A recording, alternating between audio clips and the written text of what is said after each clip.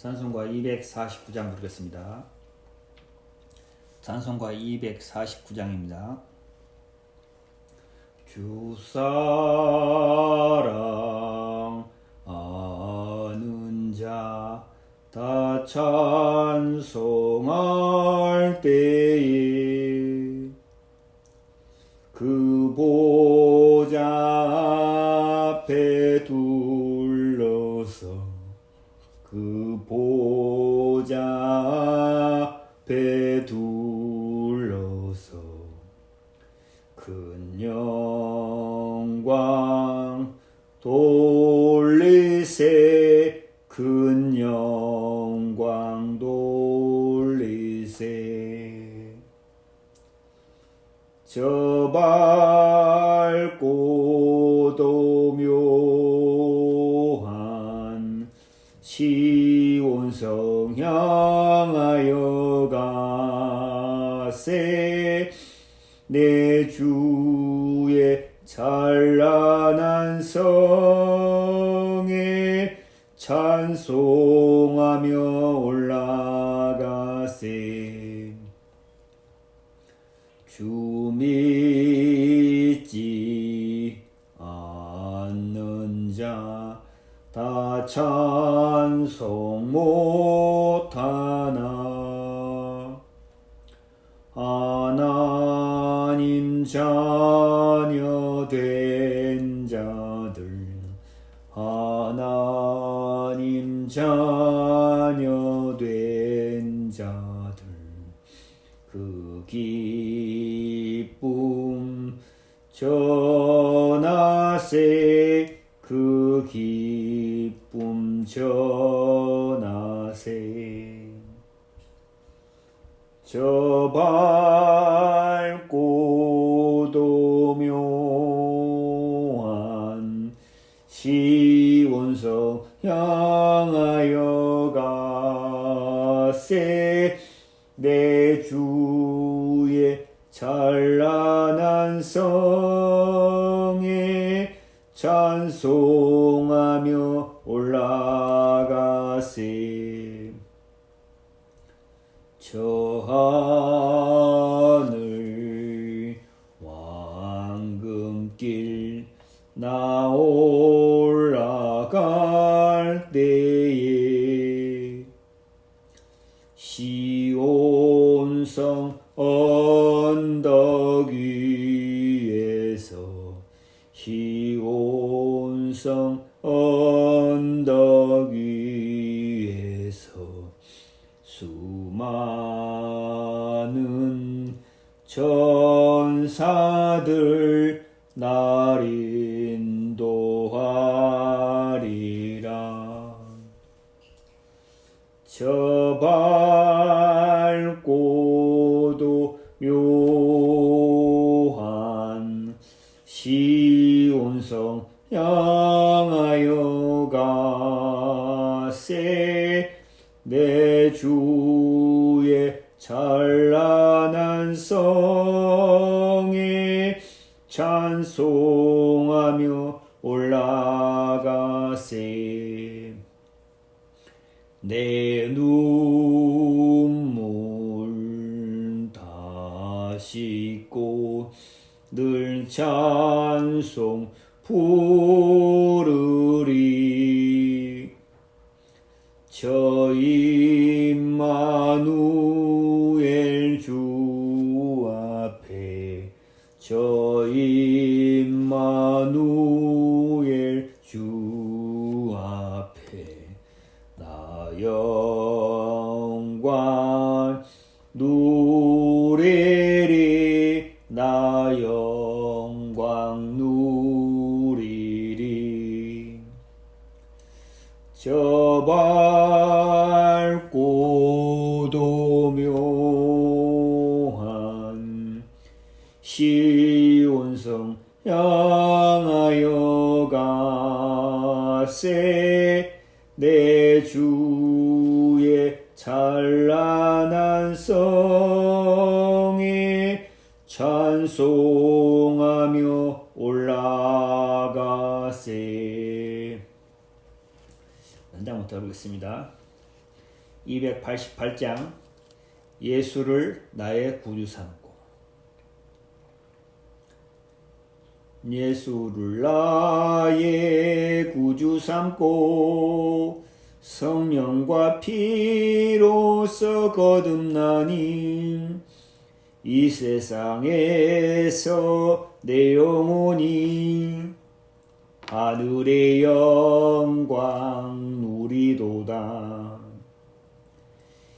이것이 나의 간증이요 이것이 나의 찬송일세. 나 사는 동안 끊임없이 구주를 찬송하리로다.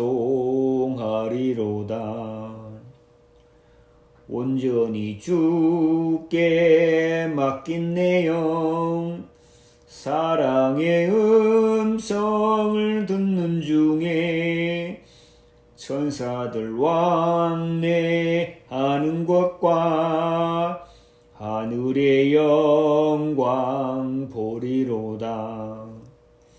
이것이 나의 간증이요 이것이 나의 찬송일세. 나 사는 동안 끊임없이 구주를 찬송하리로다.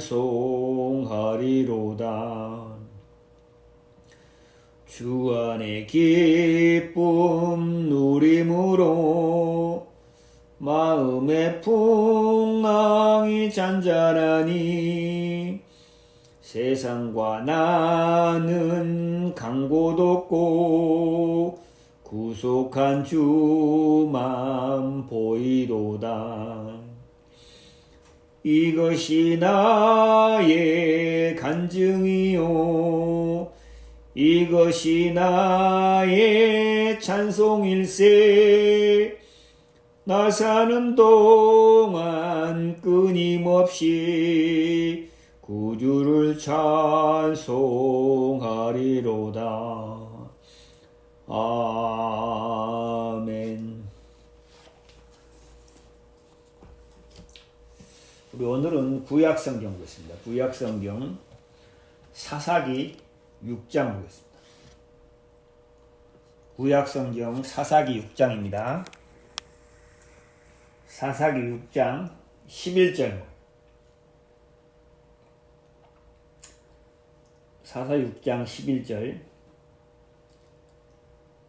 여호와의 사자가 아비에셀 사람 요아스에게 속한 오브라에 이르러 상수리 나무 아래 앉으니 마침 요아스의 아들 기드온이 미디안 사람에게 알리지 아니하려 하여 밀을 포도주 틀에서 다 자라더니 여호와의 사자가 기드온에게 나타나 이르되 큰 용사여 여호와께서 너와 함께 계시도다.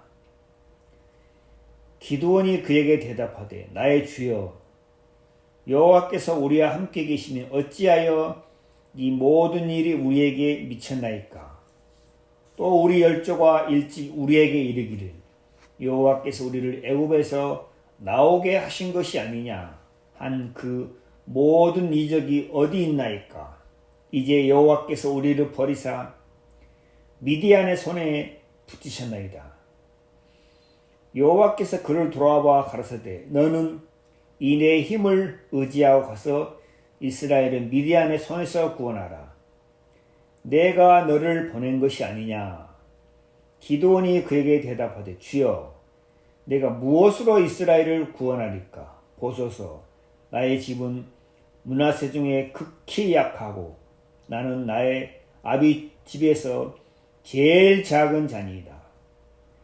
여호와께서 그에게 이르시되 내가 반드시 너와 함께하리니 내가 미디안 사람 치기를 한 사람 치듯 하리라. 기드온이 그에게 대답하되 내가 주께 은혜를 얻어 싸우면 나와 말씀하신 이가 주 되시는 표징을 내게 보이소서. 내가 예물을 가지고 다시 주께로 와서 그것을 주 앞에 드리기까지 이곳을 떠나지 마시기를 원하나이다. 그가 가로되 내가 너 돌아오기를 기다리라. 18절 말씀까지 읽었습니다. 오늘은 사사기 6장 기도원에 대한 말씀을 통해서 우리가 하나님 앞에 은혜를 있는 시간을 갖도록 했습니다. 신앙생활을 하면서 중요한 것이 참 많지만 그 중에 한 가지가 신앙생활을 하면서 하나님의 말씀, 성경 말씀, 하나님의 말씀을 기억하고 생각하는 것이 참 중요하다. 이 시대가 사람들의 마음을 빼앗아가는 것이 너무 많죠. 사람들의 마음을 미혹하고 사람들의 마음이 유혹을 당하고 사람들의 마음을 끄는 것들이 너무 많다는 거죠. 그래서 사람들이 다 마음을 거기다 다 뺏기고 살다 보니까 사람들의 마음에서 마음이 허전하고 마음이 공허하고 마음이 답답할 때가 참 많이 있습니다. 세상에 있는 모든 것들이 처음에는 우리의 마음을 즐겁게 하고 우리의 마음을 기쁘게 하고 우리의 마음을 만족해 할 것처럼 보이지만 결국에는 그것들이 우리의 마음에 고통과 허무와 우리의 마음에 스트레스, 어떤 기억, 괴로움을 준다는 거죠. 우리 잠언 말씀 보고 잠언 말씀, 잠언 구약성의 잠언입니다.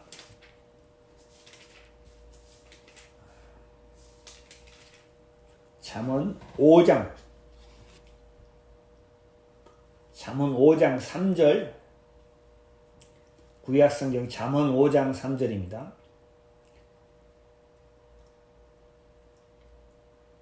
대저 음녀의 입술은 꿀을 떨어뜨리며 그 입은 기름보다 미끄러우나 나중은 쑥같이 쓰고 두 날 가진 칼같이 날카로우며 그 발이 사지로 내려가며 그 걸음은 음부로 가가나니. 이 성경 말씀에 음녀란 말은 더러운 여자, 더러운 여자, 남편을 버리고 가늠한 음탕한 여자. 이 음녀를 하나님께서는 사탄을 음녀로 표현합니다. 사탄이 하나님이 주신 그 은혜와 하나님이 주신 복과 하나님이 주신 지혜와 총명을 버리고 자기 욕심과 자기 욕망의 일로 갔다는 거죠. 사탄을 음녀로 표현하는 거죠.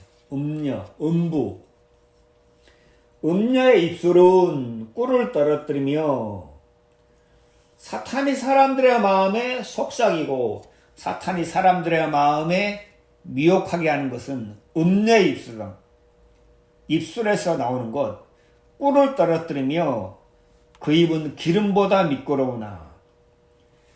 세상에 있는 모든 것들이 처음에는 우리의 마음에 이 꿀같이 달고 꿀같이 맛이 좋게 느껴지고 기름보다 미끄러우면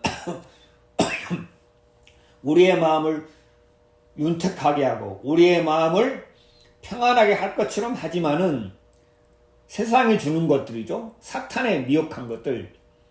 나중은 쑥같이 쓰고 두 날 가진 칼같이 날카로우며. 창세기 3장에 사탄이 뱀이 여자를 미혹할 때 그 여자가 뱀의 말을 들었을 때 여자의 마음이 막 고통스럽고 마음이 불안하고 마음이 두렵겠습니까? 뱀의 말을 들었을 때 여자의 마음속에 보기에 아름답게 보이고 탐스럽게 보이고, 그렇죠? 꿀을 떨어뜨린 것처럼 마음이 달콤하고 마음이 참 좋고 마음이 기쁘고 마음이 즐겁게 할 것처럼 그렇게 여자의 마음에 들렸다는 거죠. 그럼 나중에 선악과를 먹고 난 후에 그들의 마음이 어땠습니까? 두렵고 불안하고 공고하고 마음이 어둡고겠죠? 그것처럼 사탄의 음성이 사탄의 사람들의 마음에 속삭이는 것이 그렇다는 거죠. 맨 처음은 꿀같이 여겨지지만은 나중은 쑥같이 쓰고 마음이 막 허무하고 고통스럽고. 제가 어제 아파트 주위를 산책하다가 나이 드신, 나이가 95세 되신 할아버지 한 분 얘기했는데, 그 할아버지한테 하는 말이, 내가 인생을 90년 넘게 살다 보니까 나중에 내 마음에 남는 것이 하나도 없더라. 마음이 허전하다. 마음이 허망하다. 내가 무엇을 위해 살았는가 하는 생각이 들더라고. 저한테 그렇게 얘기하는 거예요. 제가 그 말을 듣고서 이것이 하나님을 떠난 사람들의 인생이다. 처음에는 참 기쁘고, 처음에는 즐겁고, 처음에는 행복 같은 그런 마음이 들었었는데, 나중에 시간이 지나다 보니까 내가 90세 넘게 95세까지 살았는데 인생이 무엇인가 허망하고 마음이 참 답답하고 마음이 허무하다는 거예요. 마음에 남는 것이 하나도 없다. 그분들의 자식들이 다 잘되고 성공하고 있는데 정작 본인의 마음에서는 마음이 허무하고 마음이 허망하다. 하나님을 떠난 인생들의 마음이 그렇다는 거죠. 하나님을 떠난 인생들의 마음의 결국이 뭐라 했습니까? 5절에 그 발은 사지로 내려가면, 사지란 말은 죽음의 땅, 죽음으로 내려가면 그 걸음은 음부로 나가나니. 발이, 인생들의 발이, 인생들의 가는 길이 사지, 죽음의 땅이라는 거죠. 걸음은 어디를 향해 걷고 있냐? 어디입니까? 음부로. 음부단 말은 지옥이란 말이죠. 음부, 지옥.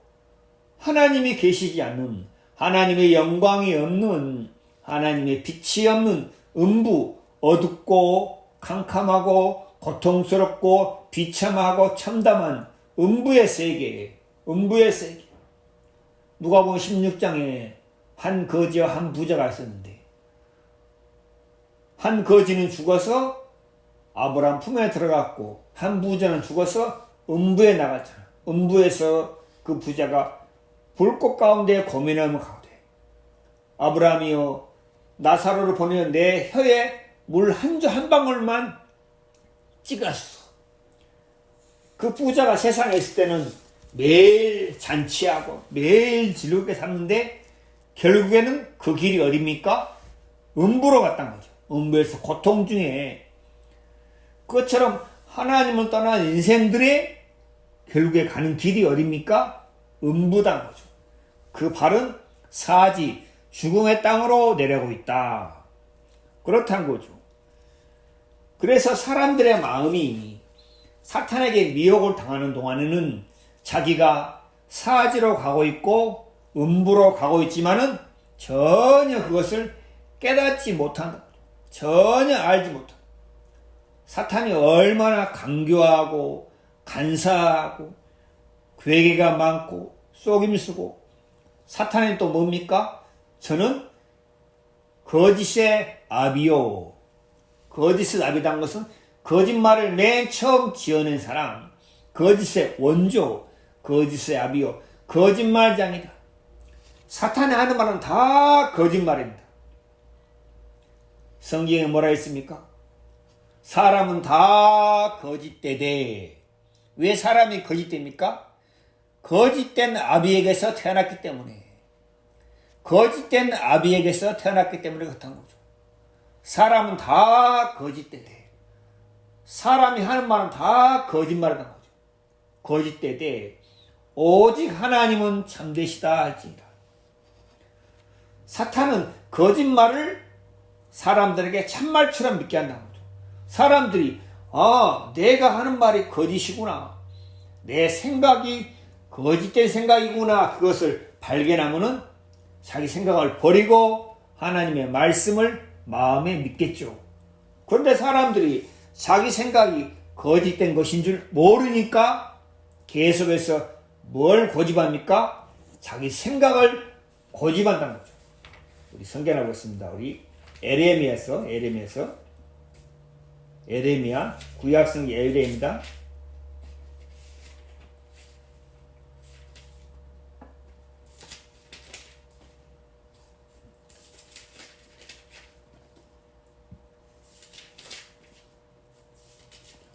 에레미야 8장 5절입니다. 구약성경 에레미야 8장 5절 다 같이 읽겠습니다. 시작. 이 예루살렘 백성이 항상 나를 떠나 물러가면 어찌미뇨. 그들이 뭘 고집하고요? 거짓을 고집하고 돌아오기를 거절하도다.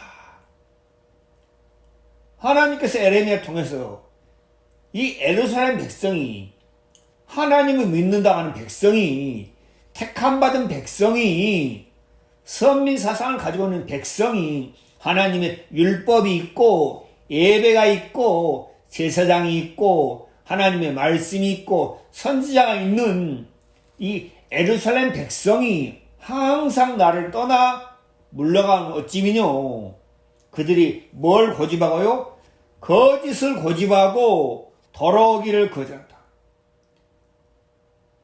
예루살렘 백성이 거짓을 고집한다는 거죠. 그럼 하나님이 보실 때 그들이 그것이 거짓된 것인데 자기들이 볼 때는 참으로 여긴다는 거죠. 사람들이 하나님의 말씀에 비춰보면 그것이 거짓되고 잘못된 생각인데 자신들이 볼 때는 참으로 생각하니까 자신들은 뭘 고집합니까? 참된 것이다. 이건 맞다. 이건 확실하다. 그렇게 고집하는데 하나님이 볼 때는 거짓을 고집한다는 거죠. 인생들이 그렇다는 거죠. 거짓을 고집한다는 거죠. 하나님이 볼 땐 그게 거짓이고 사탄이 그들의 마음에 미혹된 생각을 넣어준 건데 사람들은 그것을 참으로 진짜로 확실한 것으로 그것을 여기고 고집한다는 거죠. 그래서 그들의 결국이 뭡니까요? 항상 하나님을 떠난다는 거죠. 그럼 하나님의 말씀을 마음에 받아들일 수 있는 사람은 누구냐? 아, 내 생각이 거짓된 것이구나. 나는 거짓말장이구나. 왜 그렇습니까? 내 아비가 거짓말장이기 때문에 나도 거짓말장이구나.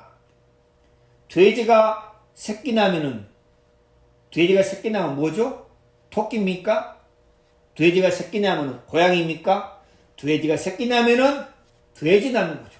돼지는 돼지를 낳고 소는 송아지를 낳고 토끼는 토끼 낳고 그것처럼 사탄의 후손, 아담의 후손 모든 사람은 거짓말장이다. 왜 그렇습니까? 아비가 거짓말장이기 때문에. 사람들은 그런 사실을 모르니까 계속해서 거짓을 고집한다는 거죠.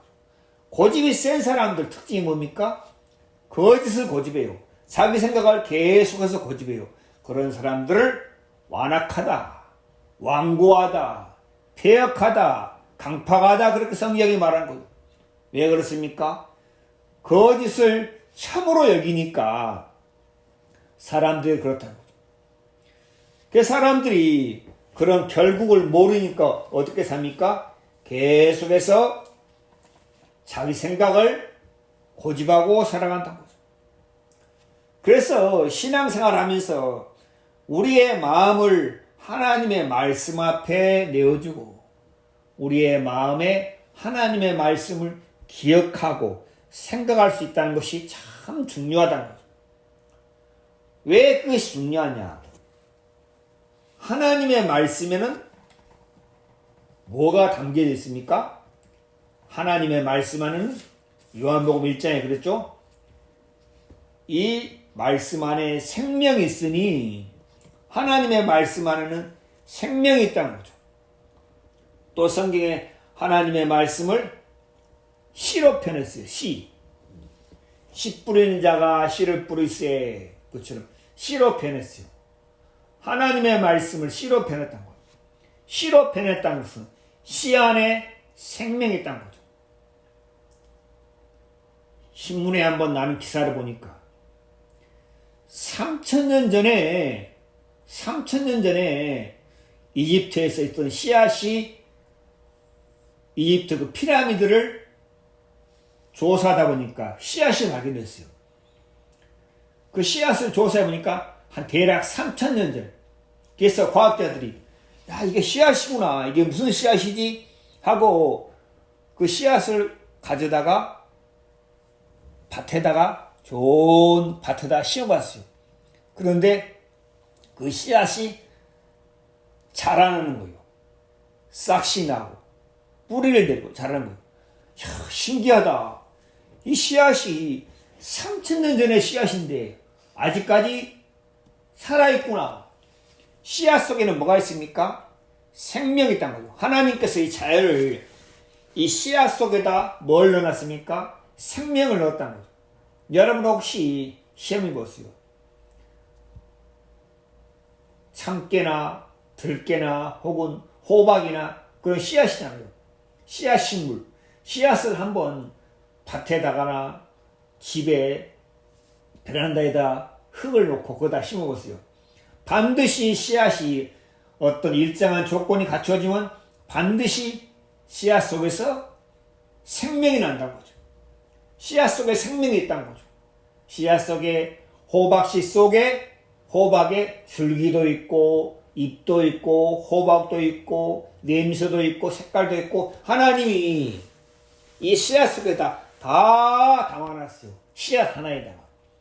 그것처럼 하나님께서 이 말씀을 시로 표현했어요. 어떤 시요? 썩지 아니할 시다.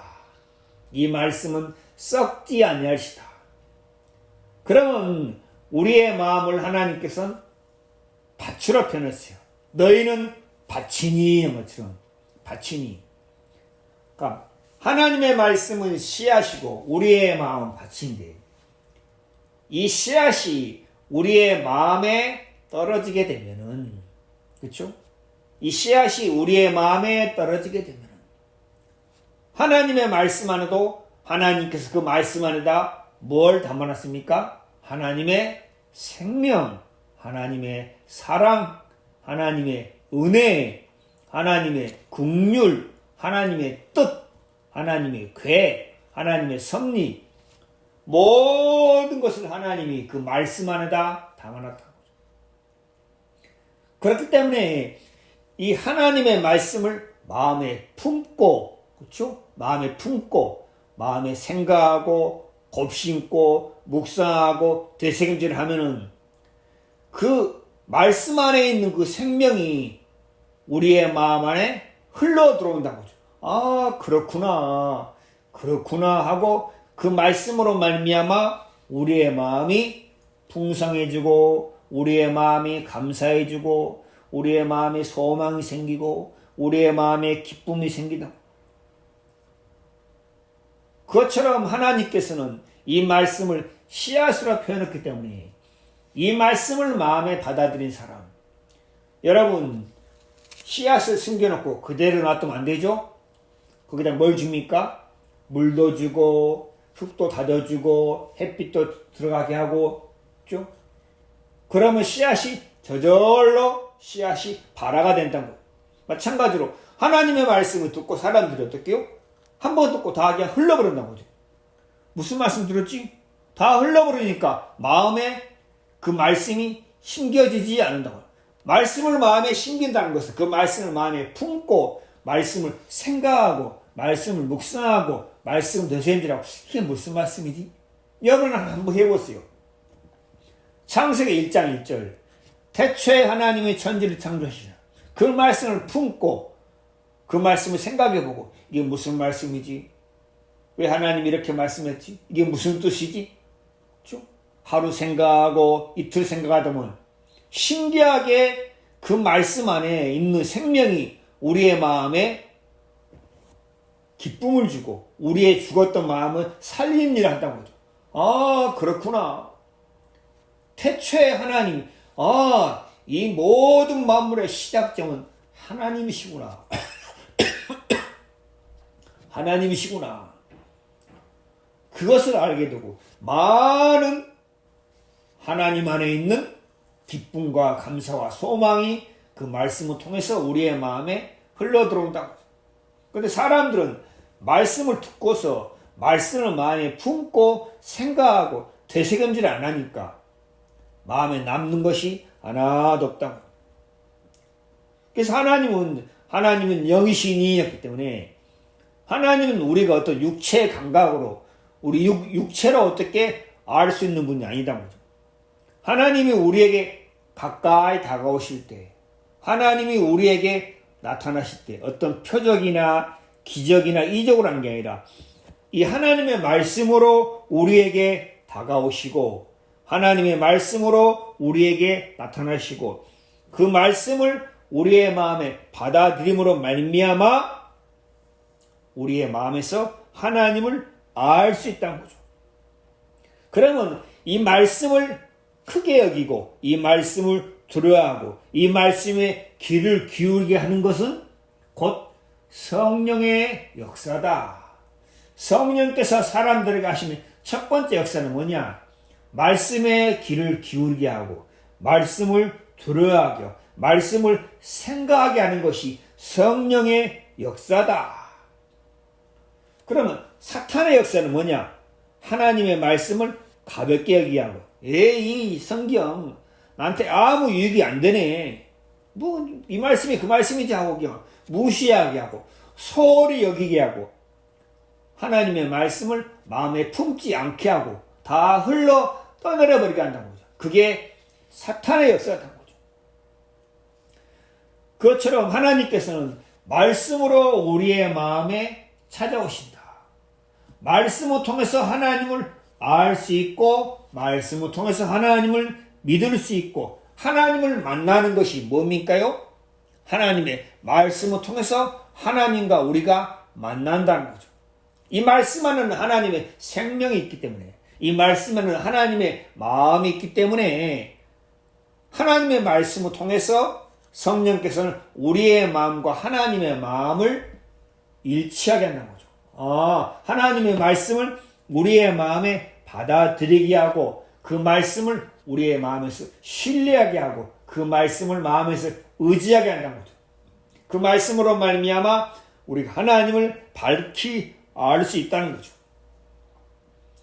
그런데 대부분 사람들은 하나님을 알고 하나님을 믿고 하나님을 만나는 것이 어떤 표적이나 어떤 방언이나 환상이나 기적이나 또 어떤 막 산에 가서 막 오래 기도하니까 막 불을 받았다는구나. 그건 전부 다 사탄의 역사다. 성령께서는 우리 자신을 마음을 낮추게 하고 마음을 비우게 하고 내 자신이 아무것도 아니구나. 인생이 허망한 것이구나. 인생이 헛되구나. 내가 얻을 수 있는 것이 하나도 없구나. 내 마음에 남는 것이 하나도 없구나.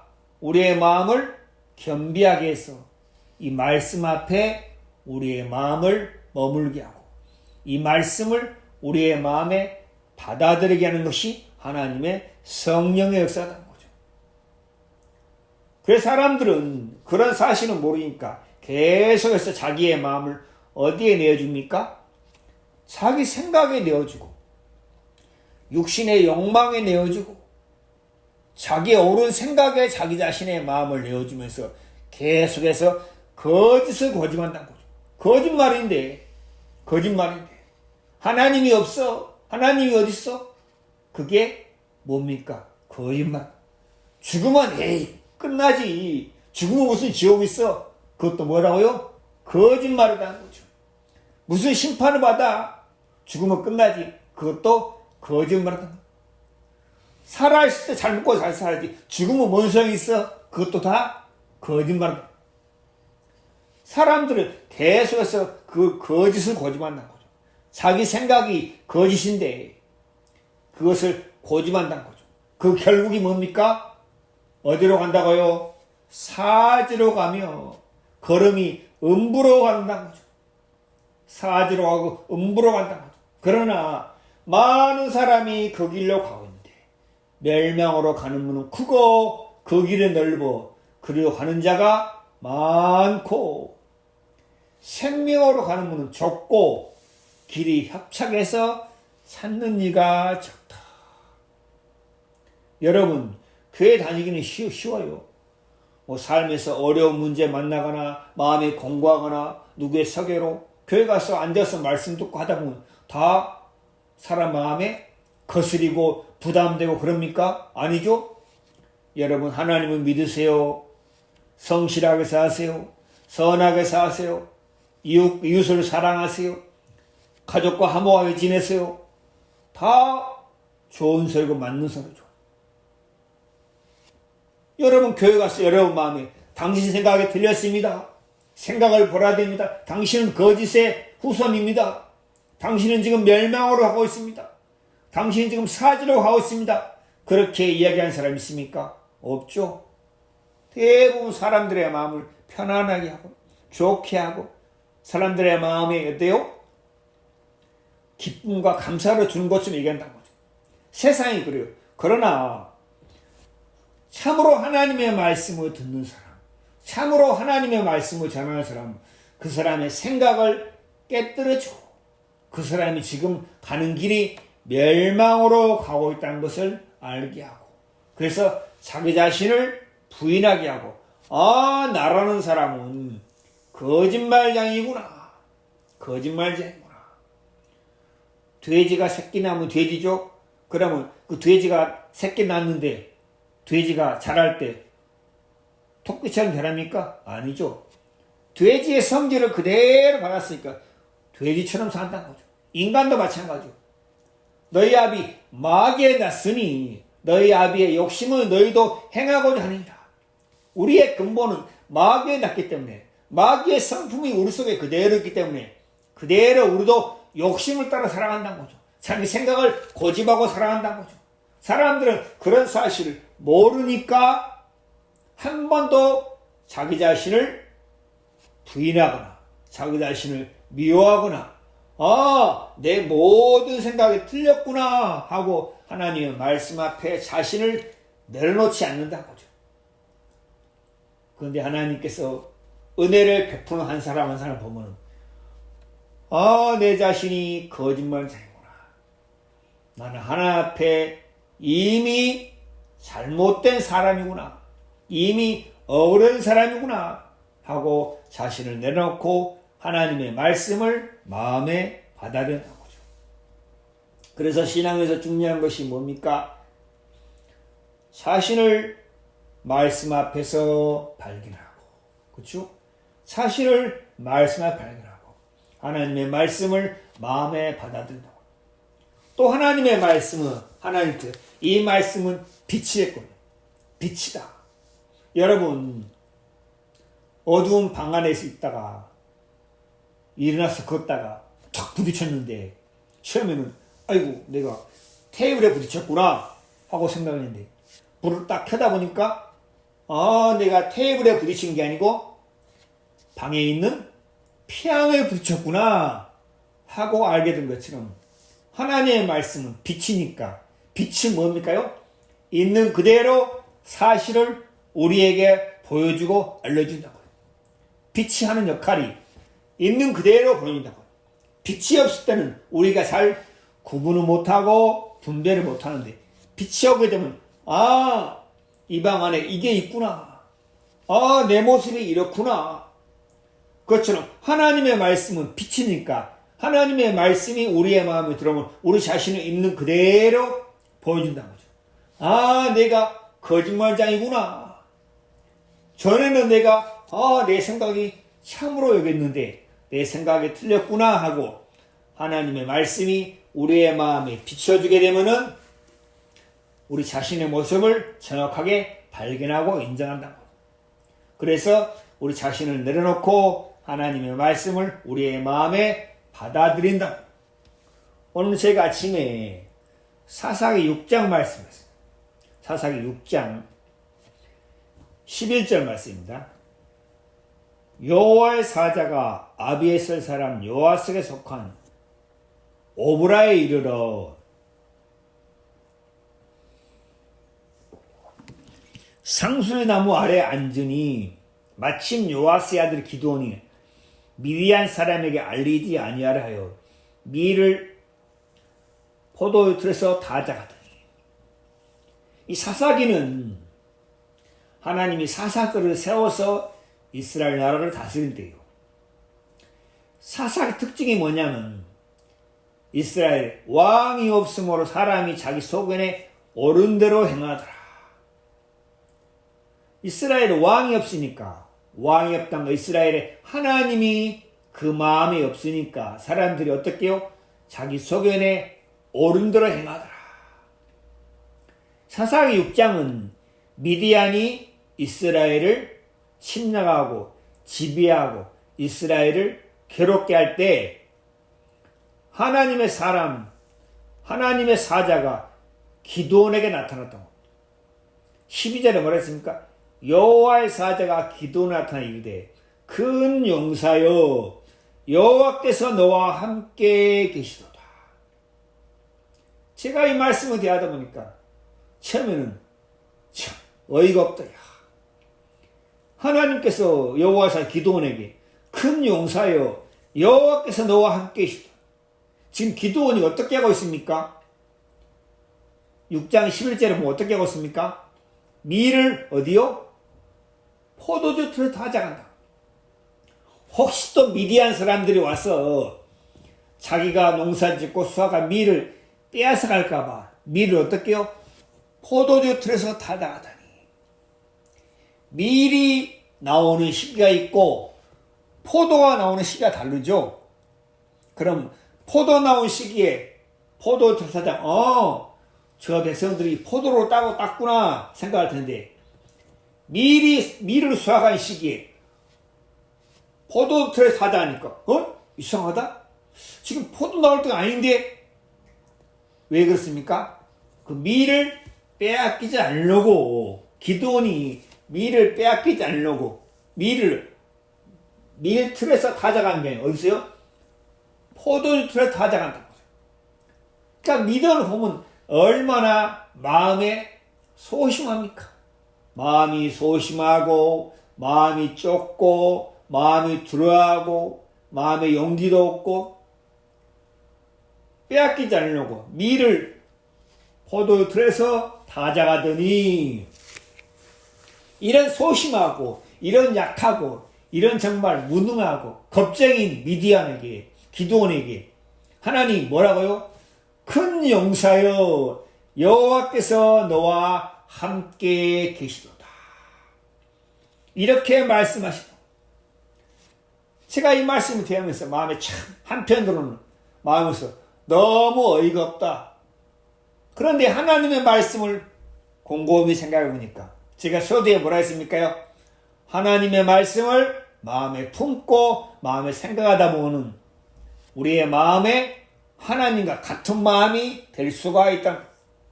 큰 용사여 여호와께서 너와 함께 계시다. 그럼 하나님께서 이 기드온의 모습을 모릅니까? 기드온의 모습을 다 알고 있다는 거죠. 겁쟁이고 소심하고 두려워하고 마음이 좁고 마음이 의기소침하고 기드온의 모습을 하나님이 다 알고 있는데 뭐라 했습니까? 큰 용사여 여호와께서 너와 함께 계시도다. 하나님께서 우리에게 말씀하실 때는 어떤 우리의 형편이나 우리의 모습이나 우리의 생각과 맞는 얘기를 한 게 아니고 전혀 우리의 생각과 다른 얘기를 하신다는 거죠. 그럼 하나님께서 우리의 형편을 몰라서 그러느냐? 아니다는 거죠. 알고 있다는 거죠. 전혀 우리의 생각과 다른 얘기를 한다는 거죠. 그래서 우리가 우리 생각을 주장하고 우리 생각을 고집할 때는 전혀 하나님의 말씀을 우리의 마음에 받아들일 수가 없다는 거예요. 하나님께서 세우신 사람, 이 세상에서는 하나님의 사람은 우리 보기에 저 사람이 하나님의 사람이야? 저 사람은 하나님의 사람 아니야? 저 사람 어떻게 하나님의 사람이야? 사람들이 인정하지도 않고 마음에 받아들이지 않고 마음에 믿지도 않다는 거죠. 사도행전 보면 사람들이 바울에게 뭐라 했습니까? 네가 미쳤다. 저 연병 들린 놈이다. 사람들이 바울을 전혀 하나님의 종으로 하나님의 사람으로 인정하지 않았어요. 저 미친놈이다. 저 연병, 저 거짓말장이다. 저 이단이다. 아무도 인정하지 않았어. 그러나 소수의 사람, 하나님께서 은혜를 입힌 사람, 하나님께서 그 마음을 열어준 사람, 소수의 사람만이 바울을 향해서 마음을 열고 바울의 말을 마음에 받아들였다는 거죠. 예수님 당시에도 사람들이 예수님을 하나님의 아들로 인정하지 않았어요. 나사렛 예수는 무슨 뜻입니까? 촌동네 나사렛, 그렇죠?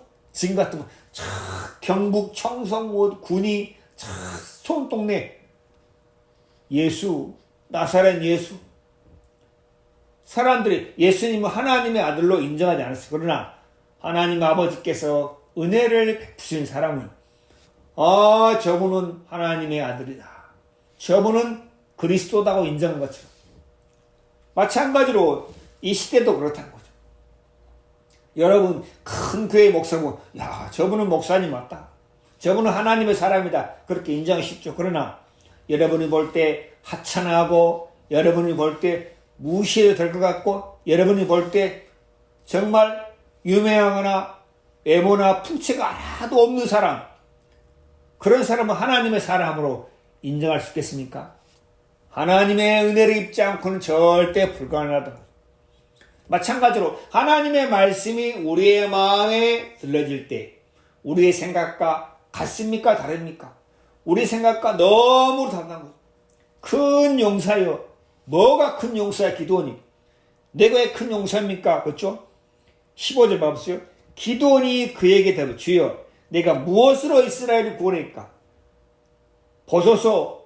주님 보십시오. 나의 집은 므낫세 중에 극히 약하고 나는 내 아비 집에서 제일 작은 자이다. 나는 제일 작은, 못나고 하찮하고 정말 볼품없는 그런 사람입니다. 하나님, 내 아비 집에서 나는 제일 작은 자입니다. 우리 지파 중에서 내가 극히 약한 집안입니다. 그런 기드온에게 하나님께서 큰 용사요, 여호와께서 너와 함께 계시도다. 그럼 하나님께서 기드온에게 왜 큰 용사여 합니까? 그것은 오직 한 가지, 여호와께서 너와 함께 계시도다. 하나님이 함께 계시니까 기드온이 큰 용사다는 거죠. 하나님이 함께 계시니까 기드온이 뭐예요? 큰 용사다. 우리도 우리 자신을 보면 참 답답하게 여기고 한심스럽게 여기고 난 참 무능하다. 나는 정말 무능해. 나는 형편없는 사람이야. 나는 겁쟁이야. 난 믿음도 없어. 나는 정말 약하고 나는 정말 형편없는 그런 사람이야. 그런데 하나님께서 큰 용사여, 여호와께서 너와 함께 계시도다. 하나님이 이렇게 말씀하시다고. 하나님이 우리에게 큰 복음의 일꾼이요, 하나님이 너와 함께 계시도다. 하나님이 나와 함께 계시면은 나는 복음의 일꾼이구나. 내가 복음의 일꾼이구나. 하나님께서 누굴 통해서요? 이런 겁이 많고 소심하고 무능하고 한심한 기도를 통해서 이스라엘을 미디안에서 구원하시기를 기뻐하셨다. 왜 그렇습니까? 이것은 누가 한 것이다? 기드온이 이스라엘 믿음을 하나님이 한 것이다. 오직 하나님께 영광을 돌리게 위함이다. 하나님이 이 약하고 무능하고 한심하고 답답하고 겁이 많은 기드온을 통해서 이스라엘을 미디안에 쏟아서 구원하기를 기뻐하신 것처럼 하나님께서 이 세상에 있는 한 사람 한 사람, 정말 하나님 죄에 잡혀있고 사탄의 권세에 잡혀있고 거짓을 고집하고 사지로 내려가고 멸망으로 가는 한 사람 한 사람을 하나님께서 우리를 통해서 한 사람 한 사람을 건져내시기를 기뻐하시는구나. 하나님이 나를 통해서 그런 한 사람 한 사람을 죄에서 사탄의 권세에서 구원하기를 기뻐하시는구나. 그래서 하나님이 내게 큰 용사여, 큰 복음의 일꾼이여, 하나님이 나와 함께 계시다. 그렇게 말씀하죠. 그럼 우리가 한번 하나님께 물어보면, 하나님, 제가 큰 복음의 일꾼입니까? 하나님, 그렇다. 하나님이 그렇게 말씀, 아니야, 너는 복음의 일꾼 아니야. 너는 겁쟁이야. 너는 소심한 놈이야. 너 무능한 놈이야. 하나님이 그렇게 말씀하죠. 왜? 하나님이 이미 한 번 입 밖으로 뭐요? 너는 큰 용사가 있으면 하나님이 절대 거짓을 말할 수 없다고. 너는 큰 복음의 일꾼이야. 아, 그렇구나. 하나님이 나와 함께 계시는구나. 민수기 23장 19절에 뭐라 했습니까요? 여호와는 시건치 아니하시고 그 말씀하신 바를 어찌 행치 아니하시라. 하나님은 하나님의 입 밖으로 낸 말을 반드시 행하시고 실행하신다고 하죠. 하나님은 시건한단 뭐예요? 시건한단 말은 입 밖으로 낸 말 다시 주워 담는 거죠. 그렇죠? 하나님은 그렇게 안 하신다. 거짓이 없은 하나님. 하나님께서 기도원에게 큰 용사여 하고 얘기한 것처럼 하나님께서 우리에게 정말 여러분 자신을 바라보면 한심하고 나 이렇게 무능할까? 나 답답할까? 나 이렇게 소심할까? 하고 있을 그때 큰 용사여 여호와께서 너와 함께 계시다. 하나님의 손에 잡힌 사람. 하나님의 손에 잡힌 사람. 하나님이 부르는 사람 특징이 뭡니까요? 다 형편없고 무능하고. 아브라함을 보세요. 아브라함 자기 아내를 누이라 팔고. 아브라함 야곱 보세요. 소심하고 겁쟁이고 꾀가 많고. 하나님이 부르는 사람, 하나님이 쓰신 사람 다 그런 사람이다. 베드로를 보세요. 그런데 하나님께서 우리에게 이 하나님의 말씀으로 우리의 마음에 다가오실 때 우리 생각과 전혀 다른 얘기를 나오죠. 나는 내 자신을 나는 그래도 깨끗한 사람이야. 난 그래도 성실한 사람이야. 내가 이만하면 됐지. 난 그래 크게 약한 사람 아니야. 그렇게 생각하고 있을 때 아니야. 너는 제일 더러운 자야. 너는 거짓말쟁이야. 너는 입에서 낸 말 다 거짓이야. 네 마음은 북뺐어. 하나님이 그렇게 말씀하신다고. 사람들은 그런데 자기 생각과 맞는 얘기, 그렇지.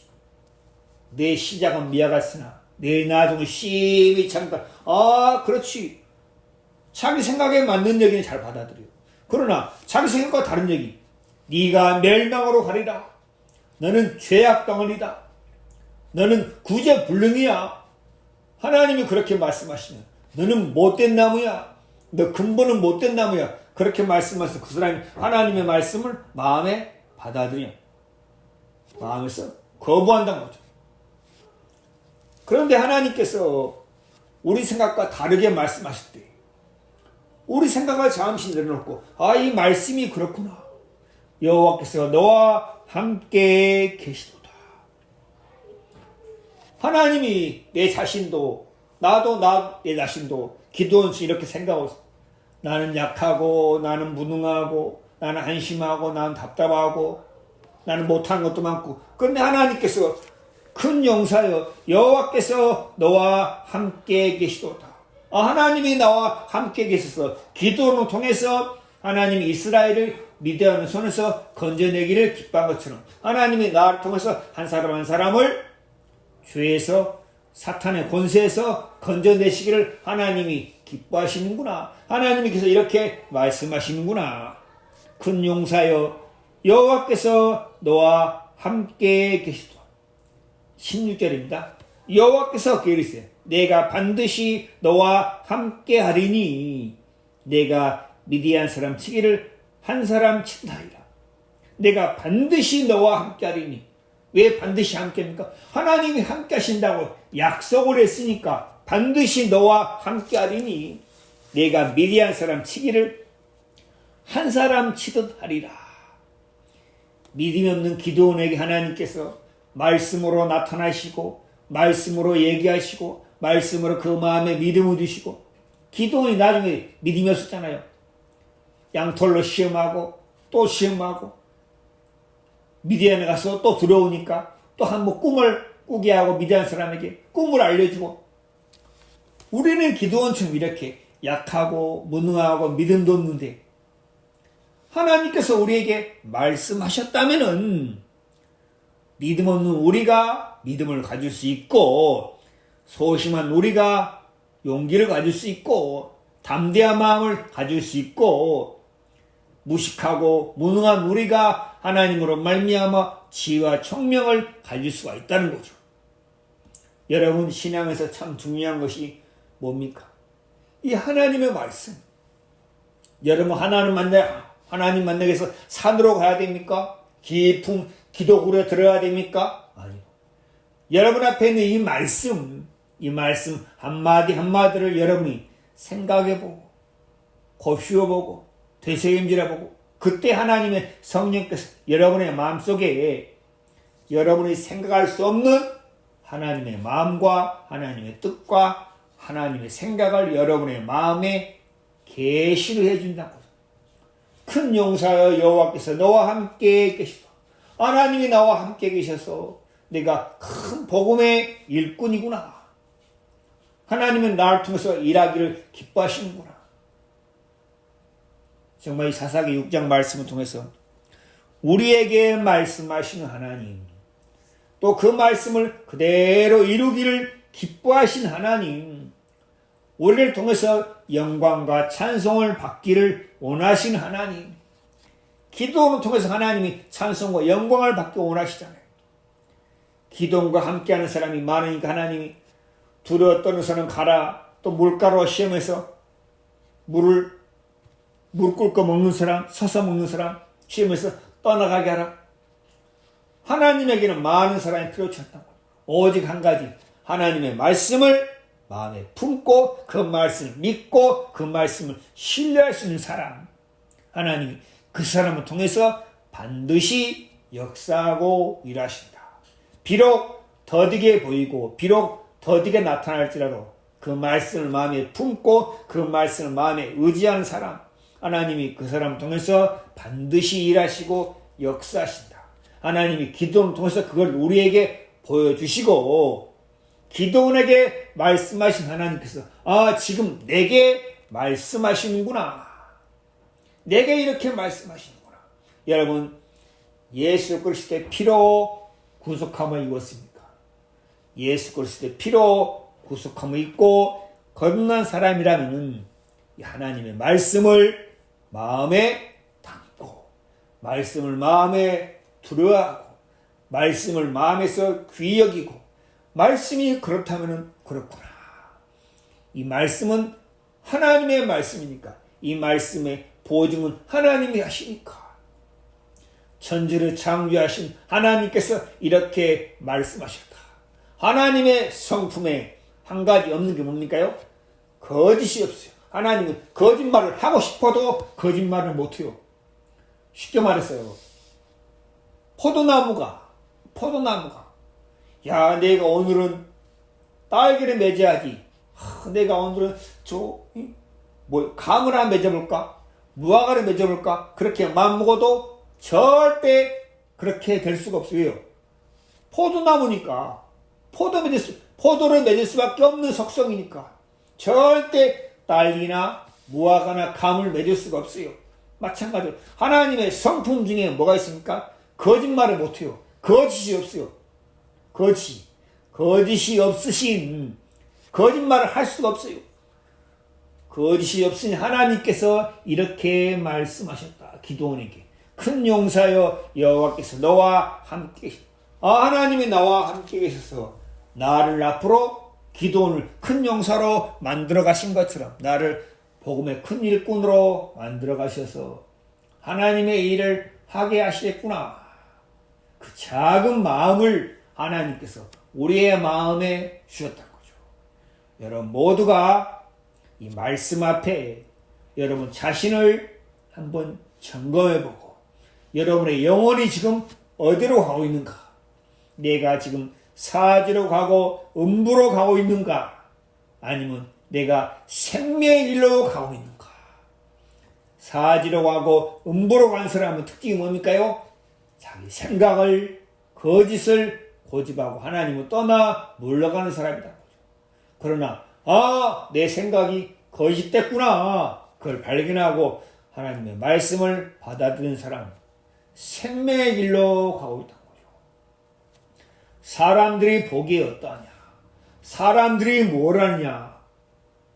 그게 중요한 게 아니고 내가 하나님의 말씀을 듣고 말씀을 마음에 품고 가느냐. 그렇지 않고 내가 내 생각을 따라서 세상을 따라 살아가고 있느냐. 두 가지 중에 하나다 거죠.